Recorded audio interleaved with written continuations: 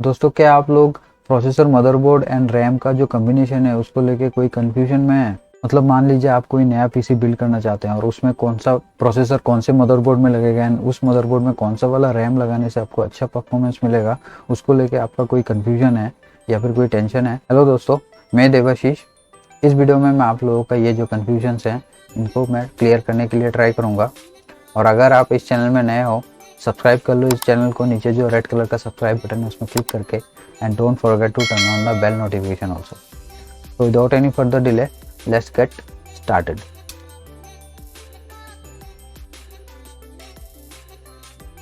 दोस्तों, मैंने बहुत सारे लोगों को देखा है जो सिस्टम एडमिनिस्ट्रेशन या फिर पीसी बिल्ड करना चाहते हैं। उनका एक कंफ्यूजन रहता है कि कौन सा प्रोसेसर कौन से मदरबोर्ड में लगेगा और उस मदरबोर्ड में कौन से वाले रैम को उसमें डालने के बाद अच्छा परफॉर्मेंस मिलेगा। उनको लेके उनका बहुत कंफ्यूजन रहता है। मेरे को बहुत लोगों ने पूछा भी है, यूट्यूब में भी बहुत लोगों ने मेरे को कमेंट करके पूछा है कि क्या इसके ऊपर एक वीडियो बनाने के लिए। तो इसलिए मैं आज आप लोगों का ये जो कंफ्यूजन है इनको मैं क्लियर करने के लिए ट्राई करूँगा। और यहाँ पे मैं इंटेल और AMD दोनों कैटेगरी के प्रोसेसर्स के बारे में आप लोगों को बताऊंगा, क्योंकि इंटेल के प्रोसेसर्स जो होते हैं उनको सबसे ज़्यादा यूज़ किया जाता है एंड इंटेल का जो प्रोसेसर्स का जो वैरायटी है उसका जो लिस्ट है वो भी काफ़ी लंबा है। तो इसलिए मैं स्टार्ट करूँगा इंटेल के प्रोसेसर्स एंड चिपसेट्स के साथ। उसके बाद मैं AMD के जो प्रोसेसर्स एंड चिपसेट्स हैं उनके बारे में भी मैं आप लोगों को बताऊंगा। एडिशनली मैं आप लोगों को रैम का जो कंपैटिबिलिटी है एंड जो कौन सा वाला रैम लगाने से आपको ज़्यादा परफॉर्मेंस मिलेगा वो भी मैं आप लोगों को बताऊंगा। तो चलिए स्टार्ट करते हैं इंटेल के प्रोसेसर्स के साथ। यहाँ पे मैं इंटेल के आई सीरीज़ के प्रोसेसर्स के बारे में ही बात करूँगा।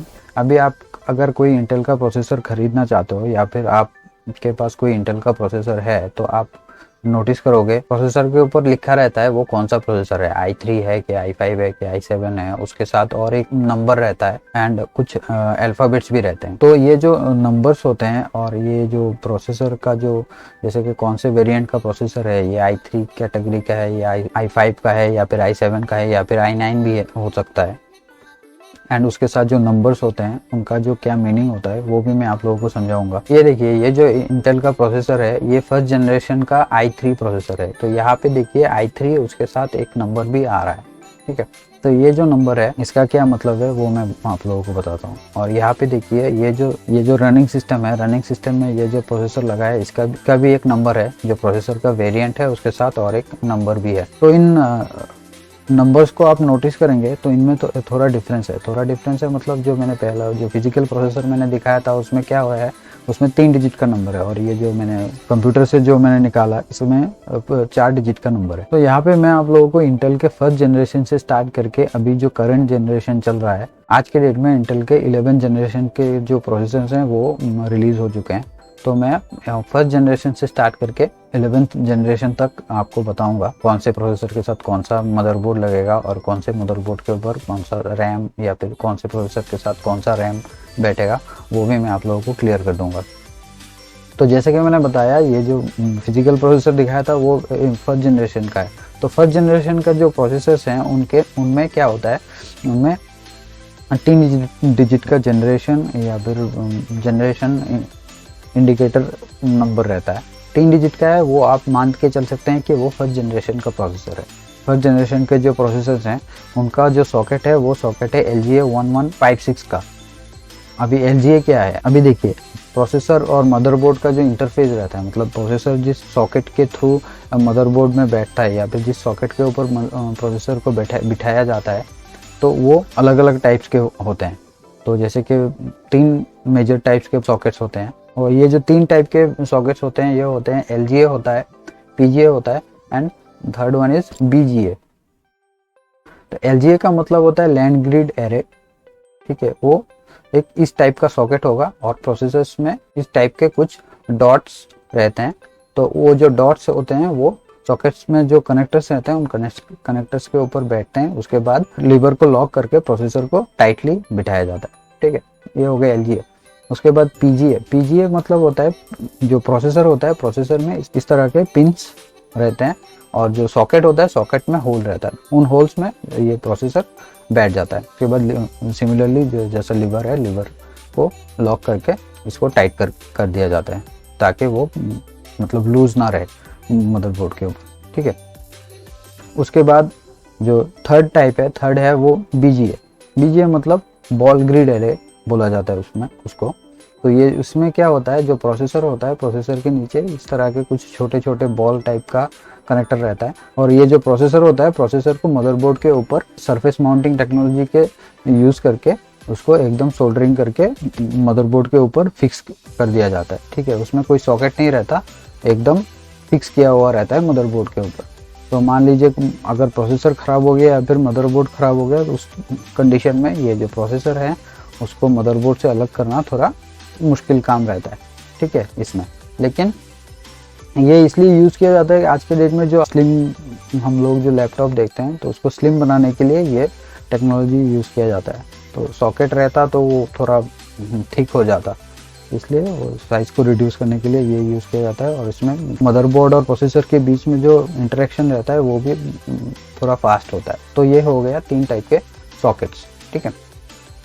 तो अभी वापस मैं जाता हूँ जनरेशन 1 में। जनरेशन 1 में जो सॉकेट होता है LGA 1156 का सॉकेट होता है, और PGA टाइप का जो प्रोसेसर्स रहते हैं उनमें रहता है 988 का PGA सॉकेट रहता है। मतलब जिन प्रोसेसर्स में पिन रहेगा उसमें 988 का पिन रहेंगे, ठीक है। और BGA टाइप के जो होते हैं उनमें 1288 का कनेक्टर्स रहते हैं। और ये जो प्रोसेसर्स हैं ये DDR3 1066 एंड 1333 मेगाहर्ट्ज के जो रैम्स होते हैं उनके साथ ये प्रोसेसर कंपेटेबल है। और जो मैक्सिमम मेमोरी का सपोर्ट है वो उसमें रहता है 16 GB का। और ये जो प्रोसेसर है ये बैठता है 50 सीरीज़ के जो मदरबोर्ड्स होते हैं। 50 सीरीज़ के मतलब मान लीजिए आप H55, P55 एंड H57 जो मदरबोर्ड्स होते हैं उनमें ये प्रोसेसर बैठता है। तो ये आप i3, i5, i7 कोई भी प्रोसेसर लेंगे तो यही 50 सीरीज़ के मदरबोर्ड के ऊपर ये बैठेगा, ठीक है।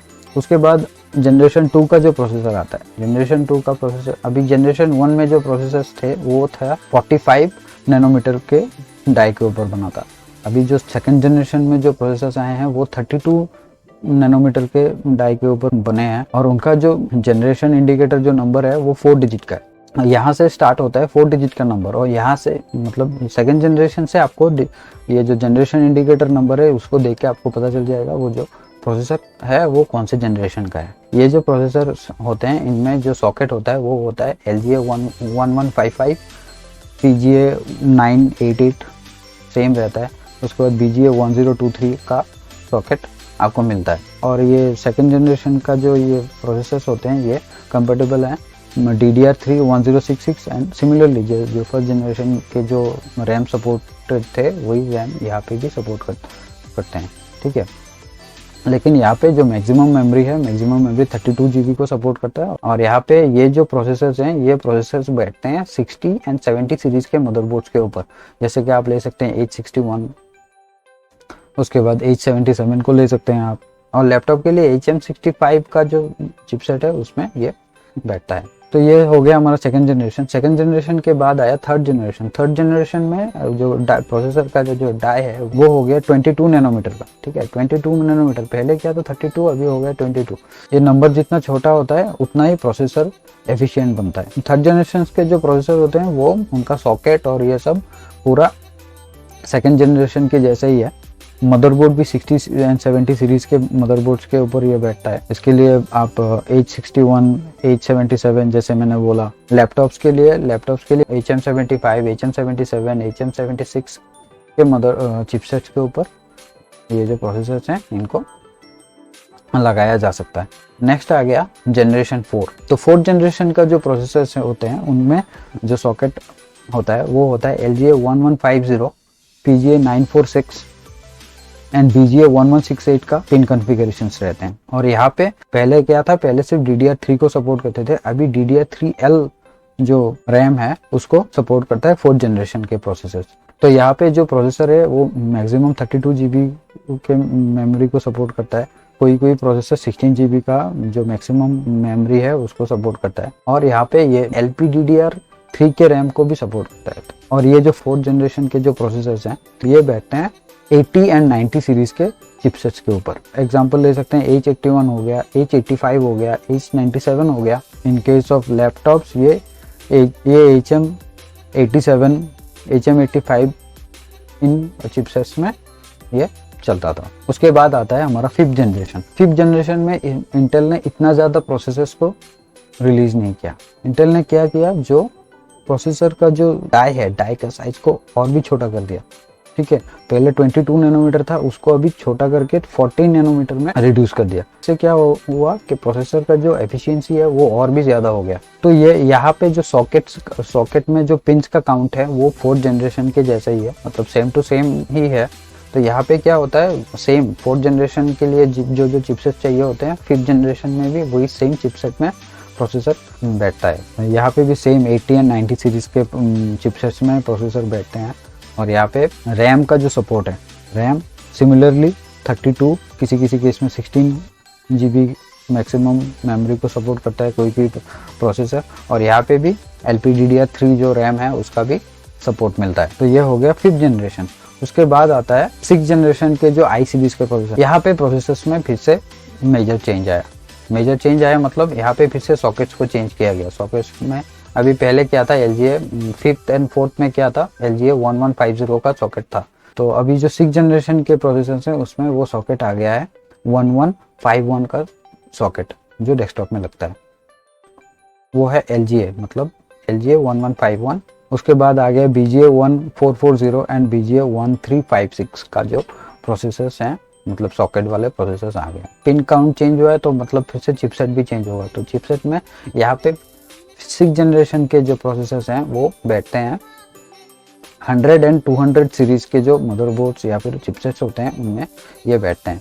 ठीक है, तो इनका आप एग्जांपल ले सकते हैं H110, उसके बाद H170 एंड H270। ये जो एग्जांपल्स हैं ये इन टाइप के चिपसेट्स में ये प्रोसेसर्स बैठते हैं। और रैम का जो सपोर्ट है, यहाँ पे क्या हुआ है, यहाँ पे DDR4 का सपोर्ट स्टार्ट हो गया है। तो यहाँ पे DDR4 का 1866 एंड 2133 मेगाहर्ट्ज के जो रैम्स हैं उनको ये सपोर्ट करता है। और यहाँ पे DDR3L के आप यूज़ कर सकते हैं 1066 एंड 1333 मेगाहर्ट्ज के। और यहाँ पे क्या हुआ है, मैक्सिमम मेमोरी जो सपोर्ट है वो 64 GB हो चुका है। पहले जो 32 GB था, अभी ये 64 GB का मैक्सिमम मेमोरी को ये सपोर्ट करते हैं। और यहाँ पे LPDDR3 1866 मेगाहर्ट्ज के साथ ये काम करता है। तो ये हो गया जनरेशन 6। उसके बाद आया जनरेशन 7। जनरेशन 7 में पिन काउंट चेंज नहीं हुआ, जनरेशन 7 में भी सेम पिन काउंट होता है। तो यहाँ पे सेम LGA 1151 का BGA 1440 एंड BGA 1356 के पिन काउंट्स रहते हैं। और सिमिलरली ये भी 100 एंड 200 सीरीज के जो चिपसेट्स हैं इंटेल के, उनके साथ ये चलता है। ठीक है, उसके बाद आता है जनरेशन 8। यहाँ पे उन्होंने i9 सीरीज के प्रोसेसर्स को इंट्रोड्यूस किया है फर्स्ट टाइम, लेकिन वो सिर्फ लैपटॉप के लिए, मतलब मोबाइल डिवाइसेस के लिए उन्होंने इंट्रोड्यूस किया है। ठीक है, और यहाँ पे इन्होंने प्रोसेसर्स का जो पिन काउंट है उसको चेंज नहीं किया है, लेकिन जो चिपसेट का सपोर्ट है उसको उन्होंने चेंज कर दिया है। ठीक है, तो यहाँ पे देखिए, यहाँ पे एक कंफ्यूजन होता है। 6th, 7th, 8th, 9th में 9th जनरेशन में भी सेम ही है प्रोसेसर का जो पिन काउंट है। ठीक है, तो वहाँ पे सिर्फ LGA 1151 का पिन काउंट है सारे प्रोसेसर्स में। आप 6th जनरेशन ले लीजिए, 7th ले लीजिए, 8th ले लीजिए, 9th ले लीजिए, सब में पिन काउंट है वो सेम है। लेकिन यहाँ पे जो चिपसेट है वो चेंज हो चुका है। पहले जो 6th एंड 7th जनरेशन के जो प्रोसेसर्स थे वो जैसे 100 एंड 200 सीरीज के चिपसेट्स के ऊपर चलते थे। यहाँ पे जो 8th जनरेशन का जो प्रोसेसर्स हैं उनका पिन काउंट सेम है, 1151 ही है। ठीक है, लेकिन ये चलते हैं 300 सीरीज के चिपसेट के साथ। ठीक है, तो यहाँ पे 300 सीरीज के चिपसेट्स आप ले सकते हैं। 310 H310 ले सकते हैं, उसके बाद H370 है एंड Z370 है या फिर Z370 आप बोल सकते हैं। तो यहाँ पे आप 8th जनरेशन में देखिए, यहाँ पे सॉकेट के हिसाब से, सॉकेट के पॉइंट ऑफ व्यू से आप देखेंगे तो यहाँ पे LGA 1151 का आपको LGA सॉकेट मिलता है। BGA 1440 जैसे कि 6th एंड 7 में था, जैसा सेम ही है BGA। उसके बाद BGA नया कुछ पिन कॉन्फ़िगरेशंस के BGA सॉकेट्स आए हैं, जहाँ पे BGA 1528 एंड BGA 155 के प्रोसेसर्स 8th जनरेशन में आए हैं। ठीक है, और यहाँ पे रैम चाहिए DDR4 का 2666 मेगाहर्ट्ज का रैम। ठीक है, और in case of laptop DDR 4K 2400 MHz and DDR3L के 1600 MHz एंड LPDDR3 के 2133 MHz के साथ चलते हैं। मैक्सिमम मेमोरी सपोर्टेड, यहाँ पे मैक्सिमम मेमोरी सपोर्टेड हो गया है 128 GB। किसी किसी प्रोसेसर के केस में वो 64 GB का भी हो सकता है सेम जनरेशन में। उसके बाद आया 9th जनरेशन। 9th जनरेशन में क्या हुआ है, 9th जनरेशन में i9 का डेस्कटॉप प्रोसेसर को लॉन्च किया गया, ठीक है। और यहाँ पे सॉकेट में जो पिन काउंट्स हैं वो पूरा सेम है 8th जनरेशन के साथ, और ये सेम 300 सीरीज के चिपसेट के ऊपर चलता है। ये हो गया 9th जनरेशन। उसके बाद आता है हमारा 10th जनरेशन। 10th जनरेशन में अभी जो जनरेशन इंडिकेटर जो नंबर है, पहले जो चार डिजिट का था वो अभी 5 डिजिट का हो गया है, क्योंकि ऑब्वियसली 9 से 10 मतलब क्या हुआ, एक डिजिट ज्यादा हो गया ना, तो सेम। तो यहाँ पे 5 डिजिट का अभी जनरेशन इंडिकेटर जो नंबर है वो आपको दिखाई देगा। तो 10th जनरेशन के जो प्रोसेसर्स हैं उनमें जो सॉकेट है, सॉकेट में अभी फिर से पिन काउंट्स को चेंज किया गया है। तो पिन काउंट्स को क्या चेंज आया है, 10th जनरेशन के प्रोसेसर्स में जो पिन होते हैं वो होते हैं LGA 1200, ठीक है, और BGA 1440। रैम कंपैटिबिलिटी के देखेंगे तो यहाँ पे रैम चलता है DDR4 का 2666 MHz का एंड 2933 का 33 MHz का यहाँ पे ऐड किया गया है। मतलब 2666 से थोड़ा फास्ट क्लॉक स्पीड का रैम को यहाँ पे ऐड किया गया है, ठीक है। तो यहाँ पे 2933 MHz के यहाँ पे चलते हैं। और यहाँ पे सेम जो मैक्सिमम मेमोरी का सपोर्ट है 128 GB का मैक्सिमम मेमोरी का सपोर्ट है। और यहाँ पे ये जो प्रोसेसर्स हैं ये चलते हैं 400 सीरीज के चिपसेट्स के ऊपर। 400 सीरीज के चिपसेट्स होते हैं, जैसे कि फॉर एग्जांपल आप ले सकते हैं H410, H470 लैपटॉप के लिए, ये HM470 के चिपसेट के ऊपर चलता है, ठीक है। उसके बाद जो फाइनल जनरेशन आया, जो अभी करंट जनरेशन है, वो जनरेशन 11। जनरेशन 11 में क्या हुआ है, फिर से सॉकेट का जो काउंट है उसको चेंज किया गया है, और यहाँ पे जो प्रोसेसर का डाई का जो साइज है उसको और भी रिड्यूस किया गया है। 4th जनरेशन से 14 नैनोमीटर के में चलता था, अभी 11th जनरेशन आ गया, यहाँ पे उसको चेंज करके 14 से रिड्यूस करके 10 नैनोमीटर में लाया गया है, ठीक है। तो ये थोड़ा और भी एफिशिएंट बन चुका है इस जनरेशन में प्रोसेसर।